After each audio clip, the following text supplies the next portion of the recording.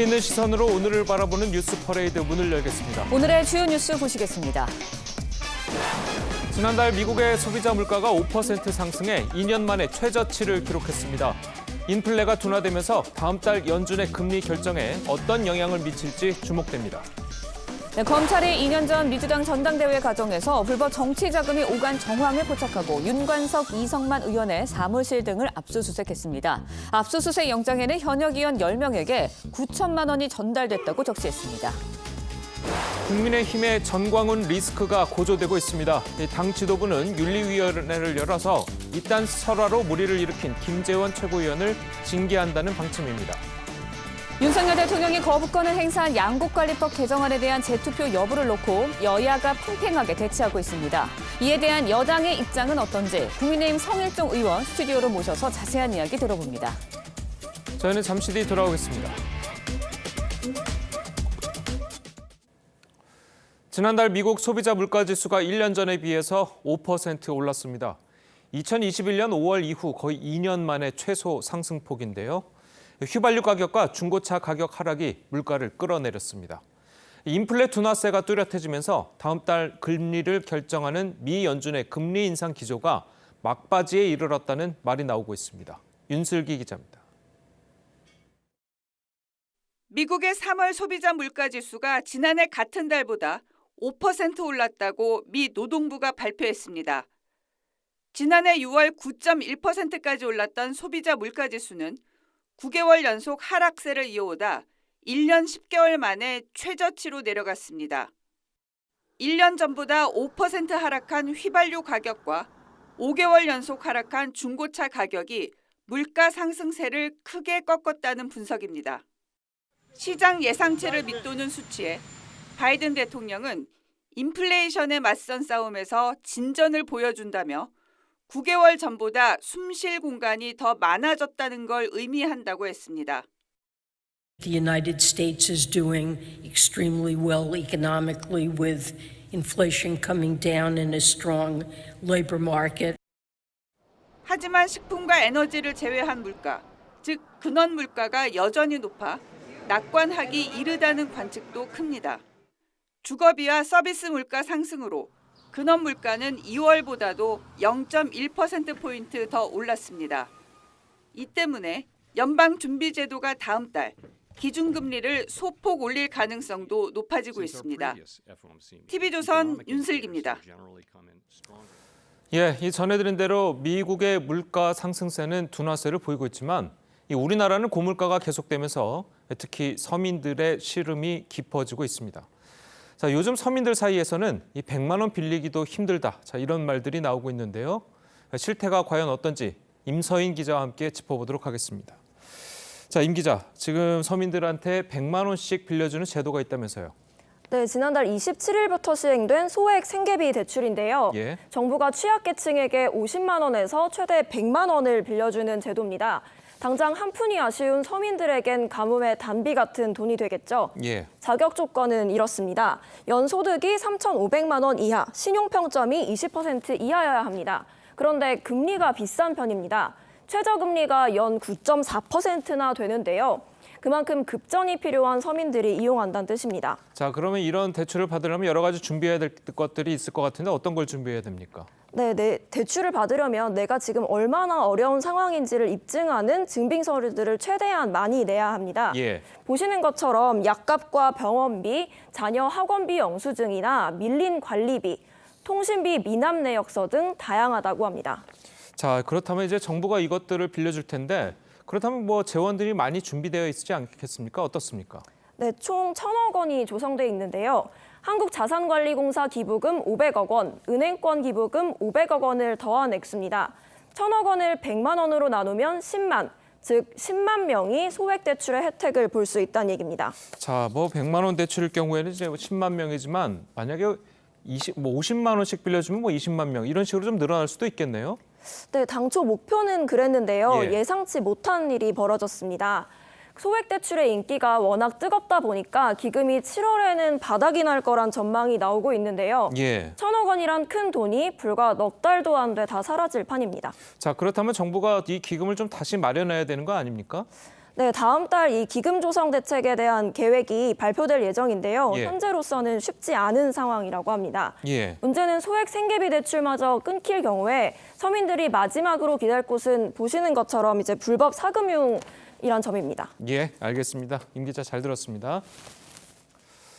자, 그리고 우리 삶에 큰 영향을 끼치는 것 중 하나가 또 최저임금제죠. 내년도 최저임금제 인상분을 놓고 다음 주부터 정부가 회의에 들어간다고 합니다. 장윤정 기자 보도 보시겠습니다. 용인에서 36년째 숙박업소를 운영하고 있는 주정수 씨. 직원 2명을 두고 일하다가 1년 반 전부터 주 씨 부부 2사람이 모든 일을 하고 있습니다. 인건비 때문입니다. 24시간 항상 이렇게 문을 개폐한 상태로 있기 때문에 인건비가 보통 대략 잡아서 한 1인당 한 350 정도가 나오더라고요. 인건비를 빼고 여러 가지 공과금 빼고 하게 되면은 실질적으로 수지 타산이. 다른 업종도 상황은 비슷합니다. 주휴수당을 줘야 합니다. 그럼 시급이 11,544원입니다. 이미 실질적인 최저임금이 10,000원을 훌쩍 넘었습니다. 영세한 소상공인 입장에서는 지금의 최저임금 수준도 맞춰주는 것이 쉽지 않습니다. 지난해 음식 숙박업의 최저임금 미만율은 31.2%로 최저임금을 못 받고 일하는 비율이 농림어업 다음으로 높습니다. 최저임금조차 감당하기 힘들다는 뜻입니다. 소상공인 다 죽는다. 최저임금 동결하라. 동결하라. 동결하라. 소상공인연합회는 2024년도 최저임금 동결을 주장합니다. 93.8%는 소상공인들은 문을 닫아야 합니까? 다시 한번 묻고 싶습니다. 소상공인의 지불 능력을 기준으로 최저임금은 동결이 꼭 필요합니다. 노동계는 내년도 최저임금을 올해보다 24.7% 오른 12,000원을 요구하고 있습니다. 다음 주 열릴 최저임금이 첫 회의부터 공방이 예상됩니다. TV조선 장윤정입니다. 어제 미세먼지 때문에 고생하신 분들 많으실 텐데요. 오늘도 아침부터 공기가 탁합니다. 남산에 취재 기자 나가 있는데 연결해 보도록 하겠습니다. 조성호 기자, 미세먼지가 맞나요? 네, 저는 지금 서울 남산공원에 나와 있습니다. 제 뒤로 뿌연 서울 하늘이 보이실 텐데요. 황사로 인한 미세먼지가 많아 앞을 분간하기가 힘든 상태입니다. 시민들도 대부분 마스크를 쓰고 운동과 산책을 하러 나왔습니다. 어제에 이어 오늘도 미세먼지 농도는 전국이 매우 나쁨 수준을 보이겠습니다. 가급적 외출을 삼가거나 외출 시엔 반드시 마스크를 착용하셔야겠습니다. 교육부도 전국 초중고교에 공기청정기를 가동하고 실내 활동을 가급적 자제하라고 권고했습니다. 전국을 뒤덮은 미세먼지는 중국에서 발원한 황사가 북서풍을 타고 한반도로 유입된 탓인데 내일 오전까지 영향을 끼치다 오후쯤 비가 내리면서 점차 갤 것으로 보입니다. 아침 기온은 전국 대부분 지역이 5도 미만으로 다소 쌀쌀하겠고 낮 최고 기온은 17도에서 25도로 어제보다 조금 높겠습니다. 서울을 비롯한 전국 대부분 지역의 대기가 매우 건조할 것으로 예상돼 화재 예방을 위한 각별한 주의 또한 필요하겠습니다. 지금까지 서울 남산공원에서 TV조선 조성호입니다. 박원순 전 서울시장 성추행 사건 당시 물증이 없다면서 유족 측을 법률 대리했던 정철승 변호사가 후배 변호사를 성추행한 혐의로 고소당했습니다. 당시 상황이 담긴 CCTV 영상을 저희가 입수했습니다. 최민식 기자의 보도입니다. 지난달 말 서울 서초구 한 술집 내부가 찍힌 CCTV 영상입니다. 정철승 변호사가 대화 중 맞은편에 있는 후배 변호사 A씨의 몸쪽으로 손을 뻗자 A씨의 고개가 정 변호사 손을 따라 내려갑니다. 폰이 계속 쑥 들어가잖아요. 그때 되게 머리가 하얘졌어요. 정말 몸이 굳어버렸어요. 정 변호사는 또 A씨의 손을 잡아당겨 만지고 손을 피하는데도 또다시 A씨의 손을 잡습니다. 또 7분 뒤 술집을 나서면서는 A씨 옆으로 등 쪽에 손을 대기도 합니다. 허리를 이렇게 잡더니 이렇게 확 하고 당기는 거예요. 등까지 쓸면서 넘어지더라고요. 너무 무서워서 막 달렸어요. A씨는 직접 CCTV를 확인한 뒤 정 변호사에게 사과를 요구했지만 돌아온 답변은 장난질 치고 싶으면 한번 해봐라였습니다. 결국 A씨는 지난 10일 성추행 혐의로 고소했습니다. 정 변호사는 피해자와 변호사 30여 명이 있는 단체 대화방에서 오히려 내가 피해자라는 글을 올려 2차 가해 의혹도 받고 있는데 대화방엔 정 변호사의 태도가 부적절하다는 항의가 이어졌습니다. 이에 대해 정 변호사는 술잔을 치워주기 위해 손을 뻗었고 얘기를 잘 들으려 가까이 한 것이라며 의혹을 부인했습니다. 또 A 변호사가 먼저 자신의 손이 특이하다고 말해서 만졌다고 했습니다. TV조선 최민식입니다. 네, 백현동 브로커로 알려진 김인섭 씨와 이재명 대표의 측근인 정진상 전 실장이 100차례 이상 전화 통화를 하고 김 씨가 수감 중일 때 정 전 실장이 따로 면회까지 한 사실을 검찰이 파악하고 구속영장을 청구했습니다. 그동안 김 씨와 정 전 실장은 밀접한 관계가 아니라고 선을 그어온 바 있습니다. 조성호 기자의 보도입니다. 2015년 4월 성남시 건설공사 비리에 연루돼 징역 1년이 선고된 백현동 브로커 김인섭 씨. 이듬해 초 이재명 대표의 최측근인 정진상 전 실장이 수감된 김 씨를 면회한 것으로 검찰은 파악했습니다. 당시는 성남시가 백현동 개발부지 용도를 상향하는 등 사업의 속도를 낼 때였고 정 전 실장은 성남시 정책비서관이었습니다. 김 씨는 그동안 정 전 실장과의 관계에 있어서 근근히 안부만 묻는 사이라는 등 발뺌했습니다. 더욱이 자신은 수감 중이어서 인허가 개입도 불가능한 일이라고 주장해 왔습니다. 4월 달에 고속해서 2016년도에 나왔어요. 근데 용도 변경은 2015년도 9월 달에 된 거예요. 그 말이 안 되는 소리. 검찰은 정 전 실장이 면회를 통해 김 씨 민원을 들어준 게 아닌지 의심합니다. 검찰은 백현동 인허가를 해결해주고 업자로부터 77억 원과 공사장 식당 사업권 등을 받은 혐의로 김 씨에 대해 구속영장을 청구했습니다. 검찰은 김 씨 신병을 확보하면 옥중 로비를 통해 당시 이재명 성남시장에게도 로비를 했는지 등을 확인할 방침입니다. TV조선 조성호입니다. 전해드린 대로 백현동 브로커 김인섭 씨가 구속될 경우에 이 로비 대상으로 지목된 이재명 대표 등 윗선에 대한 수사가 본격화될 것으로 보입니다. 네, 관련 내용 이승훈 변호사, 정혁진 변호사와 함께 자세히 짚어보도록 하겠습니다. 안녕하세요. 안녕하세요. 자, 먼저 김인섭 씨가 받는 혐의가 어떤 게 있습니까? 그러니까 혐의는 알선 수재인데요. 예. 알선 수재죄가 어떤 죄냐면 공무원의 직무에 대한 속한 사항을 알선해주고 돈을 받으면 그게 알선 수재거든요. 예. 그러니까 여기서 공무원의 직무에 속한 사항이 무엇이냐? 쉽게 말하면 용도 변경 인허가권이죠. 그러니까 종상향 4단계 한 것에 관해서 김인섭 씨가 알선을 하고 돈을 받았다 이 이야기인데 예. 다시 한번 2015년으로 돌아가 보면 1월 달에 그 디벨로퍼사가 김인섭 씨를 영입을 해요. 그리고 난 다음에 그 2월 달에 그 회사가 그 식품연구원 땅을 매입을 하는데 수의계약으로 매입을 합니다. 왜냐하면 자연녹지인데 누가 그 땅을 사겠습니까? 그런데 그 땅값이 얼마냐면 뭐 10억, 20억도 아니고 2,187억이었어요. 그만큼 큰 2천억이 넘는 돈을 투자하려면 확실한 근거가 있어야 되지 않겠습니까? 그런데 그때부터 이상한 일이 벌어지는 게 4월 달에 성남시 도시주택국에서 이 땅에 대해서 용도 변경을 검토해야 되겠다라고 하고 그 문서에 누가 서명을 하느냐?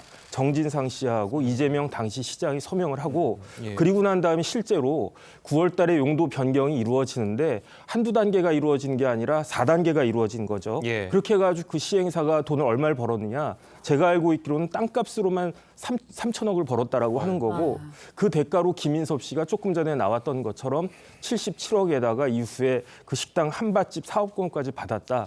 이런 부분들과 관련해서 알선 수재가 이루어질 수 있지 않겠느냐. 이렇게 검찰은 의심하고 있는 겁니다. 네, 2016년 김인섭 씨가 수감돼 있던 당시에 이제 정진상 전 실장이 김 씨를 면회했던 것으로 알려졌는데 여기서 이제 옥중 로비가 있었던 거 아니냐 그런 의혹이 일고 있는 거예요? 뭐 의혹은 있다고 하지만 실제 구속된 경우에는 한 면회 시간이 한 10분 정도예요. 예. 그리고 또 김인섭 씨가 2015년 4월에 구속이 됐는데 실제 이제 9월에 용도 변경이 됐고 정진상 씨가 면회 간 건 2016년도거든요. 그래서 아주 시간차가 많이 있기 때문에 예. 이 면회를 갔다는 이유만으로 뭐 불법이나 부정이 있다라고 추측하기는 너무 섣부른 감이 있고요. 예. 실제 면회 과정은 다 녹음이 되고 있거든요. 그래서 아마도 이 백현동과 관련해서 녹음 얘기를 했다라고 한다면 이것도 녹음이 돼 있을 것이고 그 녹취록이 아마 검찰에 있을 것이기 때문에 그 검찰에서 그런 자료를 제시하면 될 것 같고요. 예. 또한 지금 자꾸 이게 이 용도 변경을 해줘서 민간업체가 돈을 벌게 해줬다 이런 얘기를 하시는데 사실상 기재부의 용도 변경을 해준 거예요. 한국식품연구원 부지는 기재부 소유였기 때문에 용도 변경을 해서 종상향을 해주면 기재부가 높은 가격을 받고 팔 수 있는 거예요. 그런데 마치 민간업자에게 용도 변경을 해줘서 돈을 많이 벌었다 이런 취지는 조금 다른 것 같고요. 만약에 검찰이 이 부분과 관련해서 정확한 사실관계를 확인하고 싶으면 기재부와 한국식품연구원, 국토부도 함께 수사를 하는 것이 사건을 정확히 파악할 수 있는 길이 아닌가 싶습니다. 그럼 기재부가 그렇게 용도 변경으로 돈을 벌 수 있었다. 민간업자는 돈을 안 버는 겁니까? 아니면 민간업자도 돈을 같이 벌 수 있는 겁니까? 네, 그래서 이제 이게 문제인데요. 기재부가 이걸 민간업자에 팔았잖아요. 예. 그러면 이 민간업자를 선택하는 데 있어서 잘못된 것이 있었던 건 아닌가. 아니면 기재부가 이 민간업자한테 팔기 위해서 성남시에 계속적으로 종상향을 해줘라라던가 이게 유찰이 오래됐으니까 빨리 낙찰될 수 있도록 이런 종상향이라든가 용도 변경을 요청할 수가 있어서 네. 이런 부분이 혹시 기재부나 국토부, 한국식품연구원이 이 민간개발사와 연결돼서 어떤 로비가 있었는지 여부도 또 수사가 함께 되는 게 맞지 않나 싶습니다. 그런데 저 말씀은 좀 사실관계하고 틀린 게 예. 먼저 선매도 후 용도 변경이었던 겁니다. 그러니까 그 땅이 팔린 거는 2015년 2월 달이고요. 네. 용도 변경이 됐던 거는 2015년 9월 달이었거든요. 그러니까 만약에 식품연구원 부지가 2015년 9월 달처럼 그 준주거지였으면 자연 녹지가 아니고 준주거지였으면 식품연구원 부지는 2천억에 팔릴 게 아니고 네. 제 생각에는 미니멈 5천억에 팔렸을 거예요. 그러니까 그만큼 그 시행사 이익이 그 아시아 디벨로퍼가 한 회사의 이익이 3천억이 됐다라고 하는 게 그래서 나오는 이야기고 이거는 성남시 행정감사에서도 나온 것으로 제가 알고 있습니다. 네, 그런데 정진상 전 실장이 이재명 대표의 측근입니다. 그렇다 보니까 옥중 면회를 통해서 뭐 이제 김인섭 씨의 로비를 알고 백현동 부지 용도 변경에 관여했을 가능성도 있지 않냐. 이 의문도 제기되고 있거든요. 네, 그러니까 이게 똑같은 거예요. 아마 정진상 씨도 수사를 할 거예요. 김인섭 씨 측근에 대한 구속영장은 기각이 됐습니다만 김인섭 씨에 대한 영장을 또 청구한 거 아니겠습니까? 예. 그래서 아마 김인섭 씨의 측근을 통해서 김인섭 씨에 대한 사건 수사가 좀 된 것 같고 김인섭 씨가 아마 구속이 만약에 된다면 다시 정진상 실장에 대한 수사가 이루어질 거예요. 근데 이제 이런 수사 과정을 통해서 뭔가가 나온다라고 한다면 이재명 대표까지 수사할 수 있겠습니다만 아직은 좀 뭐 나온 게 없기 때문에 좀 수사 결과를 지켜봐야 될 것 같고 정혁진 변호사님 말씀도 우리가 사실관계를 확인해야 돼요. 그러니까 그런 부분이 정말로 정혁진 변호사님의 말씀이 맞는지 여부도 검찰이 수사를 해야 되는데 너무 이재명 대표나 정진상 실장에만 국한해서 이 라인에 대한 수사만 이루어진다고 한다면 사건이 전체적으로 파악하는 데 있어서 문제가 되는 거예요. 마찬가지예요. 이재명 대표 측에 대한 수사를 하면서 곽상도시나 55 클럽에 대한 수사가 제대로 이루어지지 않았기 때문에 곽상도시 무죄가 나온 거 아니겠어요? 그래서 이제서야 뭐 부국 정권이다, 뭐 여러 가지 호방건설이다 압수수색이 이루어지고 있는데 1심 판결이 선고된 이후에 압수수색이 되면 증거는 이미 인멸되거나 훼손될 수 있잖아요. 그래서 지금 이 시기에 수사는 전반적으로 이루어져야 되는 것이지 한쪽에 대한 수사만 이루어지면 수사가 좀 왜곡될 가능성이 있다 이렇게 말씀드립니다. 알겠습니다. 네. 자, 수사가 왜곡될 가능성이 있더라도 그래도 이 수사는 이재명 대표까지 가지 않겠습니까? 어떻습니까? 그러니까 김인섭 다음은 정진상, 이재명 이렇게 되겠죠. 이게 이 백현동 이 문제가 왜 중요하냐면요. 이재명 대표가 후보 시절에 뭐라고 이야기했냐면 백현동은 국토부 협박으로 이루어진 거라고 그랬어요. 예. 네. 그 말은 다시 이야기해 보면은 제대로 정상적인 상태에서는 종상향 4단계가 이루어질 수가 없는데 국토부가 협박을 했기 때문에 어쩔 수 없이 했다는 이야기잖아요. 그런데 여기서 지금 밝혀지고 있는 건 뭐냐면은 국토부의 협박에 의해서 종상향 4단계가 이루어지고 3천억 이익이 난 게 아니고 결국은 김인섭 씨의 로비에 의해서 이런 허무맹랑한 일이 이루어졌다는 이야기가 되는 거고 그렇기 때문에 이게 왜 중요하냐면 첫 번째로 지금 재판받고 있는 허위사실 공표죄 관련해가지고 유죄가 나올 확률이 굉장히 높아진다는 이야기고요. 두 번째는 더 중요한 건 뭐냐면 이렇게 되면 이재명 대표가 성남시장으로서 업무상 배임을 한 거예요. 그래가지고 성남 시민들에게 그 귀속되어야 할 또는 그 땅이 식품연구원이 기재부한테 그 기재부 땅이었다라고 치면 국고에 그 귀속되어야 할 3천억이 일개 시행사한테 들어갔다는 그러한 이야기이기 때문에 이게 그렇게 간단하게 넘어갈 문제는 아닐 거고 이런 부분들에 대한 수사가 많이 이루어졌을 거로 생각이 되고 이제 재판이 곧 그 진행될 것으로 판단이 됩니다. 예, 알겠습니다. 자, 오늘 두 분 변호사님 말씀은 여기서 듣겠습니다. 감사합니다. 고맙습니다. 대만 문제에 있어서 중국 편을 드는 듯한 발언을 했던 프랑스 마크롱 대통령이 국내적으로 연일 난처한 상황에 처한 모습입니다. 국빈 방문 중인 네덜란드에서는 시위대의 거센 항의를 받기도 했습니다. 황정민 기자의 보도입니다. 네덜란드를 국빈 방문 중인 프랑스 마크롱 대통령. 최근 중국 방문 이후 한 대만 발언으로 친중 성향이 아니냐는 비판이 쏟아지자 진화에 나섰습니다. La France est pour le statu quo à Taïwan. La France soutient la politique d'une seule Chine et la recherche d'un règlement pacifique de la situation. 앞서 마크롱은 유럽은 미국의 추종자가 아니라고 해 논란을 낳기도 했습니다. 유럽과 미국의 동맹 관계를 해칠 수 있다는 우려가 쏟아졌기 때문입니다. 하지만 마크롱은 기존 입장을 고수했습니다. Mais c'est justement là que j'insiste sur l'importance de l'autonomie stratégique. Être allié ne signifie pas être vassal. C'est pas parce qu'on est allié, qu'on fait des choses ensemble, qu'on décide de faire, qu'on n'a plus le droit de penser tout seul. 마크롱은 네덜란드 헤이그 연설 도중 연금 개혁 강행에 항의하는 시위자들을 맞닥뜨리기도 했습니다. 마크롱은 즉석에서 이들 시위대와 설전을 벌였습니다. 여러 논란의 중심에 선 마크롱의 지지율이 극우 정치인인 마린 르펜에게 밀리고 있다는 보도도 나오고 있습니다. TV조선 황정민입니다. 검찰이 이성만 더불어민주당 의원의 지역구 사무실을 압수수색했습니다. 지난 2021년 전당대회 과정에서 이 불법 자금이 오간 정황을 포착하고 수사에 나선 건데요. 같은 혐의로 윤관석 의원에 대한 압수수색도 하면서 이 전당대회 불법 자금 의혹 수사는 속도를 내고 있습니다. 차순우 기자입니다. 종이봉투를 든 검찰 수사관들이 이성만 더불어민주당 의원 지역 사무실을 빠져나옵니다. 민주당 전당대회 관련 자료 확보하신 건가요? 검찰은 어제 오후부터 자정 가까이 이 의원 사무실에 수사관을 보내 압수수색에 나섰습니다. 이 의원은 지난 2021년 민주당 전당대회 당시 불법 정치자금이 오간 의혹에 연루된 것으로 알려졌습니다. 검찰은 강래구 당시 한국공공기관 감사협회장이 300만 원이 든 돈봉투 20개를 민주당 윤관석 의원에게 전달한 정황을 확인했습니다. 검찰은 이미 10억 원의 금품을 수수한 혐의로 징역 4년 6개월형을 선고받은 이정근 민주당 전 사무부총장 휴대전화에서 봉투 10개가 준비됐으니 전달해달라는 녹취를 확보한 것으로 알려졌습니다. 수사선상에 오른 두 의원은 2021년 전당대회에서 송영길 전 대표 당선의 핵심 역할을 담당했던 만큼 수사가 송 전 대표까지 확대될 수 있다는 관측도 나옵니다. 윤 의원과 이 의원은 관련 의혹에 대해 아무 관련이 없다, 황당하다며 반박했습니다. TV조선 차순우입니다. 최근 이딴 설화로 곤욕을 치르고 있는 국민의힘이 이 당 기강 잡기에 나섰습니다. 조만간 새 윤리위를 구성할 방침인데 이딴 설화로 공개 활동을 중단한 김재원 최고위원이 징계 대상에 오를 가능성이 있다고 합니다. 한송원 기자입니다. 국민의힘이 공석인 당 윤리위원장에 황정근 변호사를 내정했습니다. 대법원 재판연구관을 지낸 판사 출신인 황 변호사는 검수완박 헌법재판소 소송과 이준석 전 대표 가처분 신청 사건 등에서 국민의힘을 대리했습니다. 당 지도부는 최고위에서 윤리위원장 임명을 의결하고 새 윤리위 구성에 착수할 예정입니다.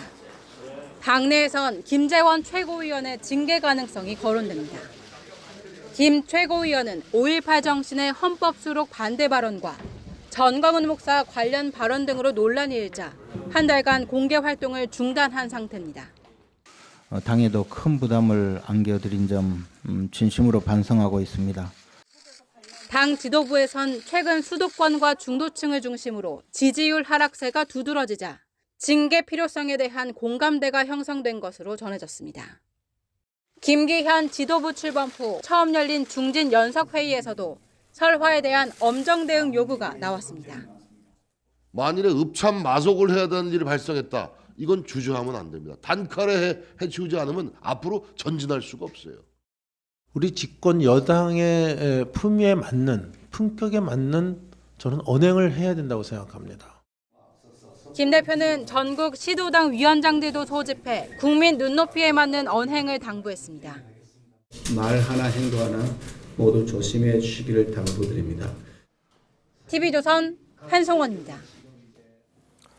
예, 총선을 1년 앞두고 정치권의 움직임이 바빠지고 있습니다. 민주당 이낙연 전 대표가 장인상으로 미국에서 급히 귀국한 가운데 이 친이낙연계가 친이재명계에 맞서서 결집할지 주목이 되고 있고요. 자, 그리고 국민의힘에서는 출범 한 달을 맞은 김기현 후에 대해서 중진 의원들의 쓴소리가 쏟아졌습니다. 두 분과 함께 정치권 소식을 자세하게 짚어보도록 하겠습니다. 정호김 전 새누리당 의원 그리고 김종욱 전 민주연구원 부원장 나오셨습니다. 안녕하세요. 자, 이게 앞서서 이제 말씀드렸듯이 이제 친이낙연계의 싱크탱크격인 연대와 공생. 자, 이분들이 이달 말에 이제 광주에서 심포지엄을 연다고 그래요. 근데 이제 연사를 보면 이제 당내에서 이제 쓴소리를 자주 해서 좀 언론에 많이 나왔던 김혜영 전 최고위원도 이제 연사로 나오는 등 지금 현 민주당 체제에 좀 맞서는 분들이 좀 나오는 것 같아요. 네. 자, 이것을 보면 지금 이낙연 전 대표 측이 이제 슬슬 움직이기 시작한다. 이렇게 좀 봐도 될까요? 어떻습니까? 아직까지는 친낙계라고 불리는 분들이 이런 말에 대해서 상당히 조심스러워하는 대목이 있긴 합니다만 예. 만약에 아직 확정된 게 아니니까요. 미스터 쓴소리로 불리는 게 이제 김혜영 전 의원이 발표를 하게 된다면 예. 이 문제는 정치적 좀 파장은 좀 분명히 있을 거라 생각은 듭니다. 근데 이제 김혜영 의원이 주로 얘기했던 부분들이 이재명 당대표 리더십에 대한 문제를 제기한 측면이 분명히 있죠. 그다음에 이제 소위 이 친명에 대한 반대 입장, 반명 프레임을 상징하는 인물 중에 하나이기 때문에 이렇게 될 경우 소위 대안보다는 민주당 내부의 갈등들이 많아질 수 있다는 생각이 들어요. 그러면 소위 이 친낙계로 대표되는 이 싱크탱크의 첫 어떤 광주 행보 자체가 당의 단합보다는 갈등으로 등장했을 때 이것이 소위 이낙연 당대표, 전 당대표에게 좋을 것인가 좀 그렇지 않다는 생각이 분명히 들기 때문에 정확한 방향을 잡을 필요가 있다. 그러니까 당의 단합을 기하고 소위 대안을 중심으로 친낙계가 당에 착근하지 않는다면 오히려 좀 좋은 결과를 갖기 어렵다. 근데 제가 볼 때는 친낙계 일부 의원들 같은 경우는 이재명 당대표의 사법 리스크를 통해서 정치적인 동력을 확보하려고 하거나 아니면 개혁의 딸이라고 제기되고 있는 팬덤층을 통해서 동력을 확보하려고 하는 정치는 저는 오래가지 못할 거라는 생각이 분명히 들거든요. 예. 그런 측면에서 친낙계가 진짜 그야말로 당의 혁신이라고 하는 내용과 방향을 가지고 소위 민주당 내부에서 지지를 확보하지 않는다면 오히려 또 다른 갈등들을 만들어내는 세력으로 낙인찍힐 가능성이 높다는 생각은 듭니다. 예, 알겠습니다. 자, 들으신 대로 이 친이낙연계가 이제 활동에 시동을 걸었습니다. 그래서 친이재명계와 갈등 조짐 보이고 있죠. 관련 이야기 들었고 오시겠습니다. 태극기와 개딸로 상징되는 이런 극단적인 팬덤 정치, 굉장히 위험한 상황이라고 이렇게 생각하고 있습니다. 극단적인 정치의 양극화, 이것은 우리의 정치 문화를 바꾸지 않으면 극복할 수 없습니다. 제일 멍청한 정치인은 지지자와 싸우는 거고요. 국회의원 세비에는 욕값까지 포함되어 있다. 예. 욕먹는 것을 고깝게 생각하고 감정적으로 대응하면 안 돼요. 지금 이 훌리건들이 하고 있는 거 그리고 주술적 유튜버들이 하고 있는 얘기는 한쪽을 극단으로 매도하고 근거 없이 매도하는 거거든요. 예. 여기에 결합하는 정치인들이 저지른 것이죠. 정청래 최고도 그런 점에서는 자기 반성이 필요한 사람입니다. 자, 이 친이낙연계에서는 이른바 개딸로 불리는 강성 팬덤 문제를 꼬집고 있죠. 자, 그래서 당연히 뭐 친명계에서는 반박할 수밖에 없는데 자, 여기서 서로 이제 감정 싸움들이 좀 나오는 것 같아요. 사용하는 언어들도 좀 그렇고 좀 어떻게 보십니까? 저는 감정 싸움도 있겠지만 이제 총선이 가까운다라는 것을 그대로 다 보여주고 있는 방증이라고 생각을 하거든요. 예. 사실 총선 때가 되면은 여당이든 야당이든 중도층을 어떻게 하면 견인하느냐에 이제 골몰하는데 실제로 지금 아직까지는 시간이 좀 있다고 생각하니까 주류라고 생각하는 쪽에서는 단합을 강조하고요. 그리고 비주류에 속하는 사람들은 지금 현재 민주당의 문제가 무엇인지를 굉장히 통렬하게 지금 꼬집고 있는 상황이라고 저는 보거든요. 예. 그리고 어떤 정당이든 지금 민주당이 예를 들자면은 친명과 그다음에 비명이라고 합니까? 그다음에 친권력이 있는 것 같아요. 그러니까는 애초부터 친명인 사람들도 있지만 지금 이제 이재명 대표를 중심으로 하는 주류 세력에 지금 이제 올인하는 그러한 공천과도 연결이 되기 때문에 그런 상황을 그대로 보여주는데요.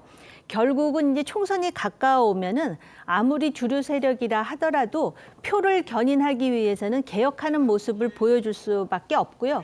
그러다 보니까 뭐 비대위도 만들어지고 이제 그때 되면은 주류의 핵심 중에 핵심은 또 자천타천으로 퇴출되는 경우도 생기고요. 예. 이런 정치의 패턴이 그동안 별로 변화가 없었어요. 그러니까 지금은 이제 한창 싸우겠죠. 알겠습니다. 자, 또 같은 이야기 좀 이어가도록 하겠습니다. 그리고 이제 최근 정치권에서는 이른바 개딸과 태극기 부대를 이끄는 전광훈 목사 문제가 자주 언급이 되고 있습니다. 자, 관련 발언을 하나 듣고 오시겠습니다. 전광훈 하나만 놓고 보면 개딸보다 덜 골치 아픈 게 맞아요. 오랜 기간 아스팔트에서 투쟁을 하면서 본인의 나름대로 세력을 갖춘 그런 유튜버인 거죠. 전광훈 목사와 우리 개딸, 이 적극 지지층을 똑같은 선상에서 비교하는 건 좀 맞지는 않는 것 같아요. 그래요? 개딸들이라고 하는 그 20대를 주축으로 한 세력들은 이분들은 굉장히 재기발랄하거든요. 자, 이 뭐 국민의힘에서는 전광훈 목사가 개딸보다는 덜 골치 아프다. 그리고 이제 또 민주당에서는 개딸을 전광훈 목사와 같이 비교하지 말라. 재기발랄하다. 뭐 이런 말도 했어요. 아니 근데 이제 정치적 팬덤이라고 얘기하는 건 없을 수가 없는 거죠. 과거에도 있어왔고 이제 민주당 같은 경우는 노무현 팬덤, 문재인 팬덤 이걸 이어서 이제 이재명 팬덤이라는 게 분명히 존재하는 건데 예. 팬덤의 정치인에 대한 어떤 지지 방식 자체가 상식의 범주를 넘어가냐 안 넘어가냐 이런 문제인 것 같아요. 그리고 앞으로 만약 팬덤이 없으면 정치가 제대로 작동하겠습니까? 그렇겠죠. 그러니까 제가 볼 때 정치를 제대로 한다면 팬덤이 필요 없겠죠. 모든 국민들이 정치를 좋아하겠죠. 근데 정치를 너무 많은 국민들이 불신하기 때문에 불신하는 상황에서 정치적인 어떤 동력들을 만들어내기 위해서 팬덤들이 형성되는 측면이 분명히 있기 때문에 이 문제를 팬덤이 문제가 있다라고 제기하는 건 정치인 스스로가 자기 잘못을 갖다가 전가하는 거라 생각이 분명히 들고요. 저는 그런 측면에서 소위 팬덤층의 아주 과격한 행동에 대해서는 비판할 수 있을지 모르겠습니다만 팬덤 자체를 공격하는 건 문제가 있다 이런 생각이 들고 국민의힘 전광훈 목사 문제는 이거 정치 팬덤과는 좀 다른 문제인 것 같아요. 왜냐하면 우리나라 헌법이 정교 분리라는 원칙이 분명히 있는 건데 소위 종교라고 하는 집단들이 정치에 개입하게 되면 소위 종교적인 가치로 정치를 판단하기 때문에 선과 악으로 구분되게 됩니다. 그러니까 배제와 혐오가 발생하는 문제가 발생하게 되고요. 상당히 종교적 신념 때문에 정치를 극단화시키는 양상들이 벌어졌고 이건 우리나라 문제뿐만 아니잖아요. 중동 같은 경우도 이런 일들이 발생한 측면이 분명히 있기 때문에 이 부분과 관련해서 국민의힘은 좀 거리를 둘 필요가 분명히 있다. 또 하나 이제 의구심이 있는 건 전당대회 과정에서 전광훈 목사 측에 있는 어떤 신도분들의 도움을 받은 것이 아닌가라고 하는 의혹이 분명히 있기 때문에 이런 의혹은 국민의힘 어떤 정치 과정에 종교가 깊숙이 개입했다라고 하는 국민적인 의구심을 불어낼 수 있는 측면이 있기 때문에 전 이 부분과 관련해서 좀 거리를 빨리 두는 게 좋다는 생각이 들고요. 그다음에 맨날 이런 일이 생길 때마다 국민의힘은 예를 들면 뭐 전 정부 탓 아니면 이재명 탓 또 지금 보니까 뭐 개딸보다 전광훈이 낫다. 저는 이런 논리는 문제가 있다고 봐요. 자기가 잘못한 건 잘못했다고 인정하고 무엇을 바꾸겠다고 말씀하시는 게 저는 새로운 정치의 출발이라고 생각합니다. 알겠습니다. 지금 뭐 김 부원장께서도 전광훈 목사와 이제 개딸을 비교하는 것은 좀 맞지 않는다는 김남국 의원의 발언과 좀 의미상통하는 발언을 좀 하셨는데 어떻습니까? 정 의원 보시기에는 전광훈 목사 세력이 개딸들보다 덜 골치 아프다고 보십니까? 어떻습니까? 제가 들으면서 참 흥미로운 생각이 들었는데요. 전광훈 목사 측과 개딸 측이 서로 비슷하다 그러면 서로 기분 나빠하는 지금 형국이라는 것하고요. 그럼에도 유사점이 많아요. 첫 번째, 강성이라는 것이죠. 그리고 표현이라든지 행동이 굉장히 원색적이고 생경합니다. 예. 그리고 상식을 초월합니다. 이건 제가 굉장히 순화해서 말한 건데요. 상식 밖이라는 뜻입니다. 예. 그럴 뿐만 아니라 대한민국의 민주정당 정치에 순기능을 한다고 보여지지 않아요.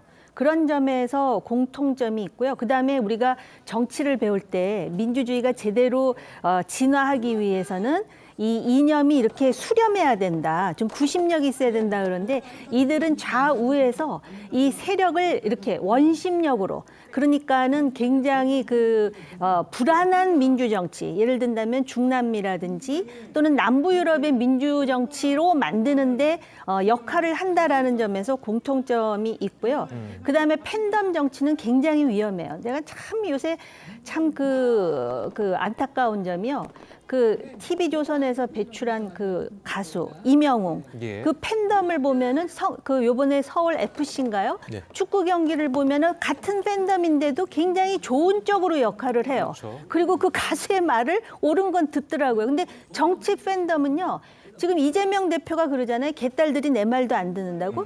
어떻게 된 것인지 팬이라 그러면서 말도 안 듣는다고 그럴 뿐만 아니라 파퓰리즘, 훌리건, 양극화 이거는 지금 민주당 내 일부 인사들이 얘기한 건데요. 그런 쪽으로 이 의견이 모아진다는 점에서 서로 닮았다는 말을 기분 나빠하지만은 상당히 유사점이 있고 다른 점이 하나 있어요.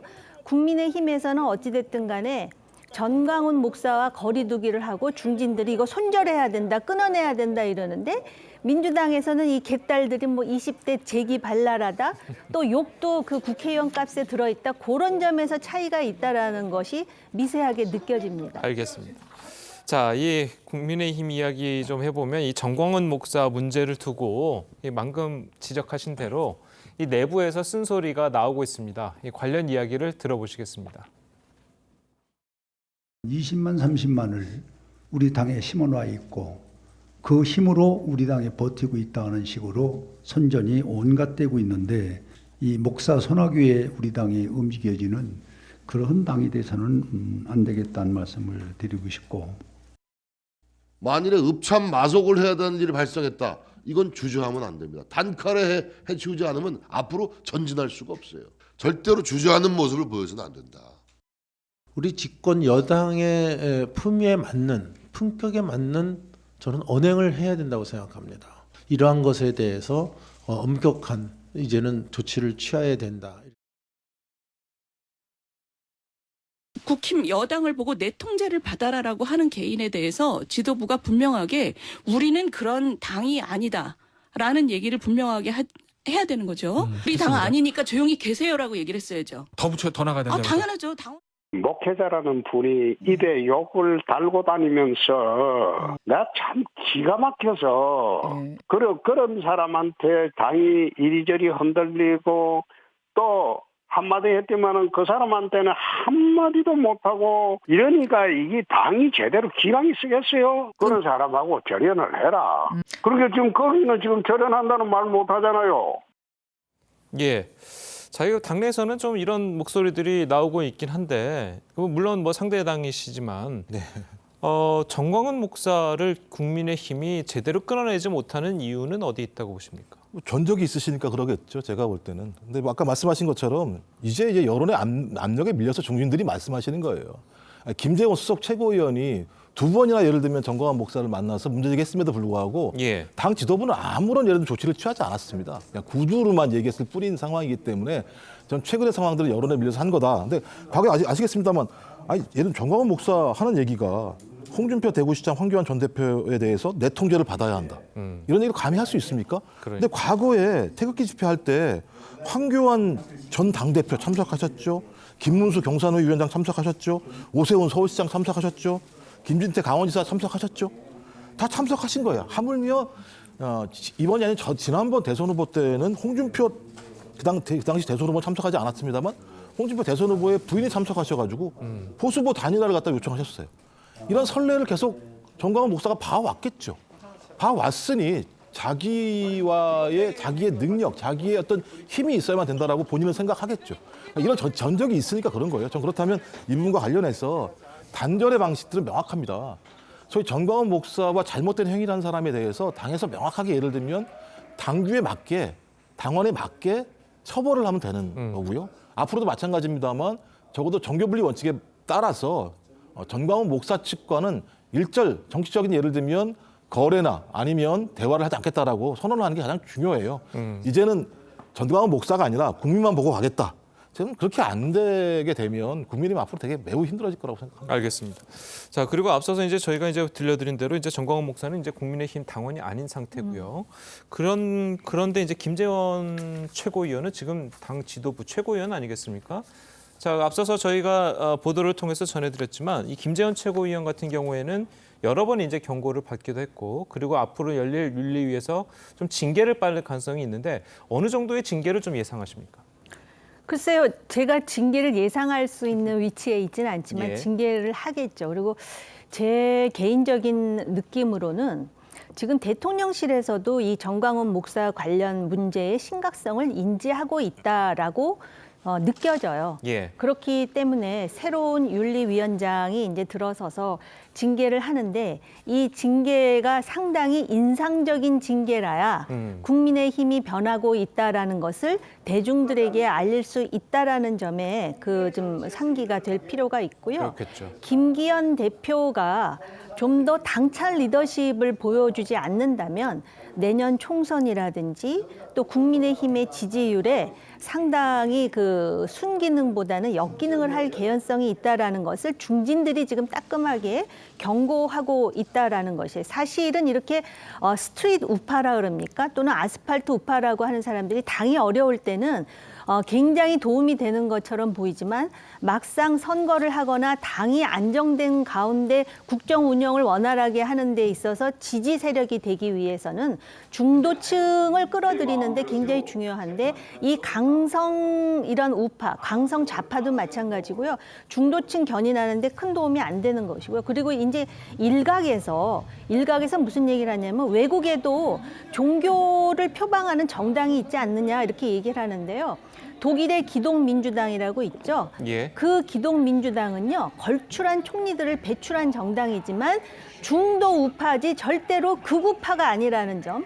그다음에 미국의 민주당의 제시 잭슨 목사라고 있죠. 예. 이 사람도 논란이 있는데 이 사람은 스스로 자기의 어떤 종교적 색채보다는 그 당으로 들어가면서 정치를 했다라는 거. 그리고 흑인 인권운동이라는 어떤 특화된 자기만의 역할이 있다라는 점에서 그리고 또 심지어는 3.1 그 운동에 있어서의 기독교 지도자를 내는 이분들은 종교 지도자로서 민족의 독립을 외쳤던 분들이지 예. 자기가 기독교라는 것을 세력화해가지고 자기 중심으로 뭔가를 하고자 하는 그런 오만을 보이지 않았다라는 점을 그리고 어떻게 보면 전광훈 목사는 그럼 목사를 하실 건지 정치인을 하실 건지를 좀 분명히 하고요. 그다음에 아까 말씀하셨듯이 국민의힘 당원이 아니지 않습니까? 예.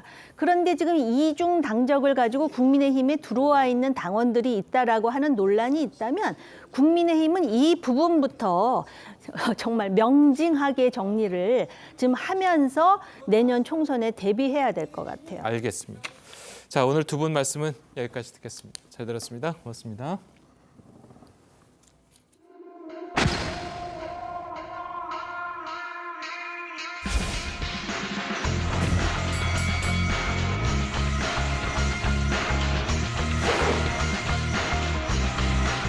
일단은 국회 법과 또 헌법의 정신에 따라서 제 표결은 불가피하다고 생각이 듭니다. 제2요구권을 행사하고 이런 그 모습들이 힘든 국민들한테 얼마나 불편을 줄지. 양국관리법의 취지를 생각해 본다면 국민의힘 여당 의원들의 그 양심적인 투표 이것도 좀 기대해 보고요.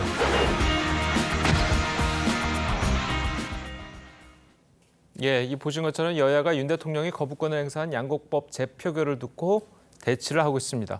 자, 어제 민주당 신정훈 의원에 이어서 오늘은 여당의 입장을 들어보도록 하겠습니다. 국민의힘 성일종 의원 스튜디오에 모셨습니다. 안녕하세요. 네, 안녕하십니까. 자, 지금 뭐 민주당은 이제 본회의에 올려서 오늘 양곡법을 재표결한다는 입장이긴 한데 아직 본회의에 상정된 건 아니죠, 지금? 예, 그렇지만 의장님께서도 예. 그 국회 법의 절차에 따라서 갈 수밖에 없다 이런 말씀을 하셨죠. 예.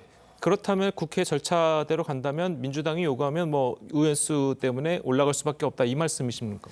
지금 국회는 뭐 저희 당이 힘이 없습니다. 예. 다수당이 민주당이니까 민주당이다가 보니까 민주당이 예. 원하는 대로 다 지금 가고 있다고 봐야죠. 예.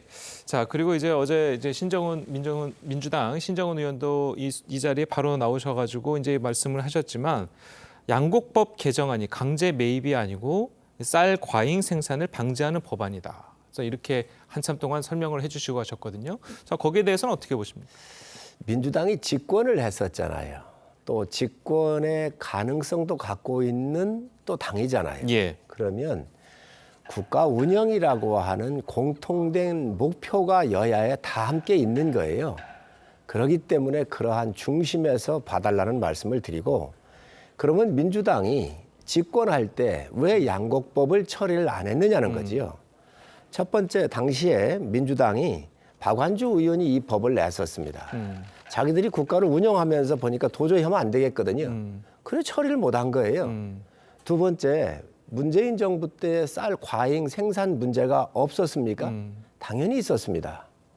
그리고 그 당시에 농촌경제연구원에서도 과잉 생산된 쌀의 처리에 대한 문제를 논의했었단 말이죠. 그러면 과잉 생산되는 쌀은 어제 오늘의 문제가 아니에요. 과거부터 있었던 일이거든요. 시장 경제를 지향하는 나라다가 보니까 그거를 국가적인 측면에서 합리적인 방법이 무엇냐 찾다가 보니 민주당 사람들이 냈었던 법안을 통과를 못한 거고, 과잉 생산된 쌀을 그 당시에 법적으로 못했던 것이지요.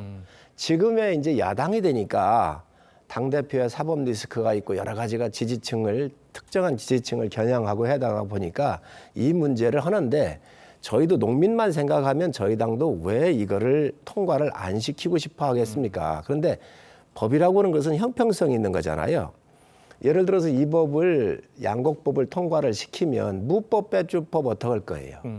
그러면 예를 들면 소나 돼지법은 어떻게 할 거고, 꼴뚜기법, 오징어법도 나와야 될 거 아니겠습니까? 그래서 이런 법이라고 하는 것은 다 균형을 가져야 되는 것이죠. 모든 국민한테 평등해야 되고 균등해야 되는 것이죠. 예. 그래서 이런 부분이 있다. 그리고 세계적으로도 이런 법이 없습니다. 그러니까 방금 말씀하셨듯이 이제 문재인 정부 때도 이제 쌀이 과잉 생산된 것이 분명히 있었다고 이제 지적을 해주셨는데, 어제 이제 신정훈 의원이 이제 이야기하기로는 문재인 정부 시절에는 쌀값이 변동률이 크지 않았다. 그런데 이번 정부 들어서 쌀값이 떨어지기 시작하면서 농민들을 보호할 좀 그게 생겼다라고 이제 이야기를 했거든요. 정말 가짜 뉴스지요. 한 18만 원, 20만 원 하던 게 13, 4만 원까지 떨어진 게 문재인 정부 아닙니까? 그렇습니까? 21년도 흉년이 들었을 때 시중에 10만 톤만 필요했었거든요. 정부가 갖고 있던 30만 톤을 방출해가지고 20만 톤을 추가적으로 방출한 게 21년도 문재인 정권이었습니다. 22년도 그래서 이 쌀값이 교란이 되어 있었는데 지금 신정훈 의원의 얘기는 전혀 맞지 않는 얘기죠. 알겠습니다. 자, 그리고 이제 신정훈 의원의 이야기를 계속해서 좀 죄송스럽습니다만 어제 이제 신정훈 의원이 이야기한 것 중 하나가 이 재투표를 하게 되면 무기명 비밀 투표가 진행되게 된다. 그래서 이제 국민의힘 의원들 중에서도 농촌을 지역구로 가진 의원들은 찬성표를 던질 수도 있다. 자, 이런 전망을 했습니다. 지금 제가 알기로는 이제 성일종 의원께서도 이제 지역구에 이제 많은 농민들도 계실 텐데, 만약에 비밀 투표를 하게 되면 어제 신정훈 의원 말대로 좀 어떻게 뭐 마음이 좀 흔들리십니까? 어떻습니까? 국회의원은 양심에 따라 투표를 하는 것이고요. 예. 국가의 목표를 두고 국가의 국익을 생각하고 하는 것이지, 예. 오히려 민주당의 의원들이 국가를 생각하면 이 법에 대해서 찬성을 안 할 겁니다. 그렇다면 그 방금 제가 말씀드렸듯이 그 성 의원님 지역구에 많은 농민들이 계실 텐데 이 양곡법에 대해서 통과시켜야 된다라고 말을 많이 안 하시나요? 어떻습니까? 지금 이렇게 보시면 돼요. 60여 개의 농민단체들이 있어요. 예. 이 중에서 45개의 이러한 농민단체들이 이 법을 통과시키면 안 된다라고 얘기를 하고 있습니다. 알겠습니다. 또 이 법을 통과시키자는 분들도 계시지요. 그리고 96%가 소농이거든요. 대농만 좋아지는 법이에요. 그리고 이 법이 통과되면 소품종의 고품질 쌀 생산보다는 수확량이 많은 이러한 저품질의 쌀들이 많이 나오게 되어 있습니다. 그래서 굉장히 문제가 많은 법이지요. 그래서 이거에 대한 여야의 절충점도 충분히 있는데 지금 민주당이 이것을 밀어붙이는 것은 다분히 정치적인 의도가 있기 때문에 밀어붙인다고 생각을 합니다. 알겠습니다. 자, 그리고 국회의장이 이제 절차대로 진행하겠다고 했으니 오늘 재투표가 될 가능성이 높고 재투표에 올라가더라도 이 의결 정족수라든지 아니면 뭐 그런 것들을 생각했을 때 통과가 되지 않을 가능성이 많잖아요. 그렇다면 이제 민주당이 다시 재발의를 한다고는 방침이긴 한데 그렇게 될 경우에 국민의힘은 어떤 방침입니까? 의회의 폭거지요. 민주당이 다수 의석을 갖고 있는데 재의 요구를 해가지고 부결이 됐으면 이게 거부권이 아니거든요. 재의 요구입니다. 재의 요구요. 이런 법안에 문제가 있으니 다시 검토를 해달라고 대통령께서 국회로 다시 보낸 거예요. 정확한 용어도 써주셔야 되는데 재의 요구를 한 건데 그 재의 요구가 부결이 됐으면 그거로 정리를 해야지 또다시 법을 만든다? 저는 여야가 제가 이 말씀을 한번 좀 드리고 싶습니다. 제가 정책위장을 할 때 민주당의 정책위장께서 계셨습니다. 그래서 이 쌀 양곡법의 문제가 나왔을 때 제가 제안을 했습니다. 어떻게 했느냐? 이 법을 양곡법을 만들면 다른 법도 다 만들어야 되기 때문에 균형이 안 맞으니 여야가 합의해서 이 쌀에 대해서 좀 더 과잉이 생산이 되면 우리가 정부가 다 여야가 합의로 사겠다라고 하는 대국민 약속을 하자. 그리하면 법적 효과보다 더 큰 효과가 있다. 여야가 합의했기 때문에. 그럼 법 없이 처리할 수가 있거든요. 두 번째, 쌀의 생산 면적을 줄이기 위해서 대체 작물 같은 경우 그리고 직불제 같은 경우를 우리가 도입을 하자. 그러면 민주당이 예산을 요구하면 작년도 연말에 예산을 다루고 있었기 때문에 예산을 충분히 올리겠다라고는 대안도 다 냈던 사항입니다. 이걸 민주당이 안 받은 거예요. 지금이라도 여야가 합의해서 농민들을 안심시키면 됩니다. 그리고 하늘의 일기에 따라서 생산량이 좀 왔다 갔다 하잖아요. 어느 해는 흉년 될 수도 있고 어느 해는 풍년이 될 수도 있습니다. 그러면 그때 맞게 정부가 사주자라고 하는 것을 여야가 정치적으로 합의를 해서 국민한테 발표해드리면 농민들께서도 충분히 그 부분에 대해서는 수긍을 하실 겁니다. 대안이 다 있습니다. 이걸 안 받고 있기 때문에 문제입니다. 근데 말씀하신 것처럼 이제 아까 전에 말씀하신 것처럼 이제 국민의힘이 이 국회에서 너무 힘이 없다 보니 이런 것들을 민주당이 재발의를 한다든지 재투표를 한다든지 이제 막을 가능성이 이제 거의 없다고 말씀하신 건 아니겠습니까? 그렇다면 민주당이 다시 양곡법을 다시 만들어서 재발의를 해서 본회의에서 통과시킨다면 대통령이 다시 제의 요구를 할 가능성이 있습니까? 어떻습니까? 노리는 지점이 바로 그거지요. 대통령께서 계속 거부하게 해가지고 자기들 지지 기반을 넓히겠다라고 하는 그런 정치적인 속셈이 있는 거 아니겠습니까? 그래서 제가 서두에 말씀드린 게 민주당 5년 동안 뭐 했느냐 이거지요. 다시 한번 묻고 싶습니다. 이거는 국가의 100년 대계를 위해서 또 다른 농민도 형평을 맞춰야 되는 측면에서 세계적으로 이런 법이 없습니다. 쌀 농업 국가인 태국이 있는데 태국이 2012, 13년도에 이 법을 시행을 했다가 10조 원에 가까운 재정 적자를 내고 잉락 총리가 물러나는 그 원인 중에 하나가 이런 법이었습니다. 다른 나라에서 해봐도 실패를 했잖아요. 그래서 국가를 위해서 정말 어떤 법이 중요한지를 민주당이 되돌아봐 주시기를 간곡히 부탁을 합니다. 알겠습니다. 자, 오늘 성일정 의원 말씀 여기까지 듣겠습니다. 잘 들었습니다. 네, 감사합니다.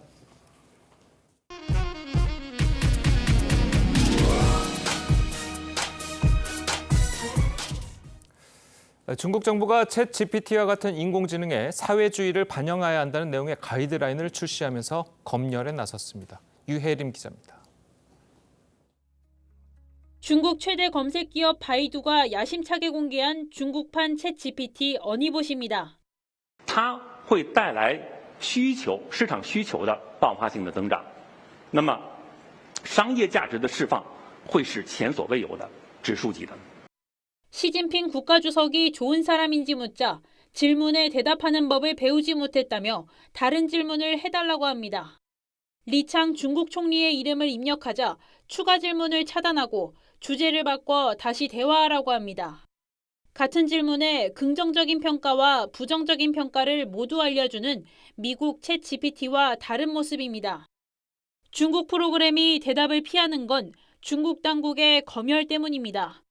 중국 정부는 생성형 AI가 만들어내는 콘텐츠가 핵심 사회주의 가치를 반영해야 하고 국가 통합을 저해해서는 안 된다고 공표했습니다.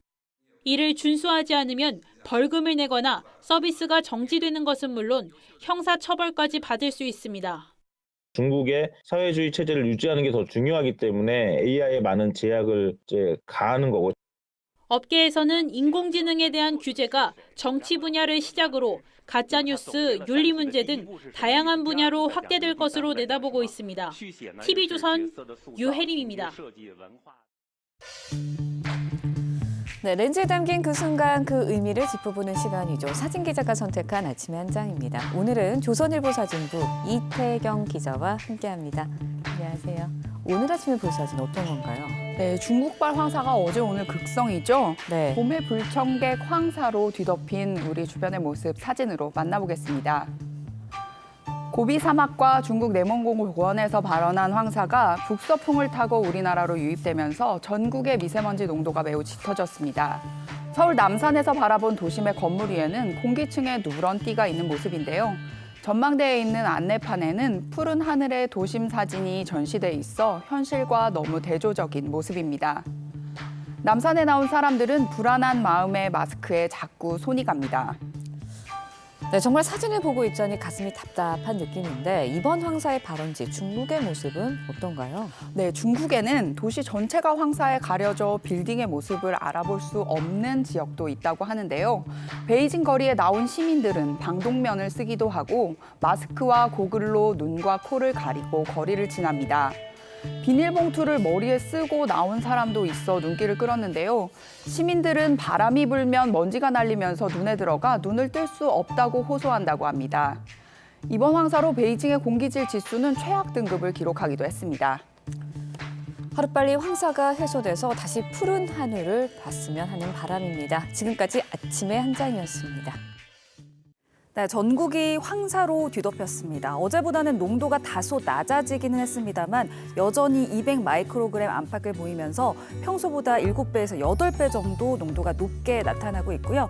전국적으로 대기질 매우 나쁨 단계를 보이면서 황사 위기경보 주의 단계가 발령됐습니다. 오늘까지는 미세먼지가 차단되는 마스크를 착용하시고 호흡기가 약하신 분들은 외출을 자제하시는 것이 좋겠습니다.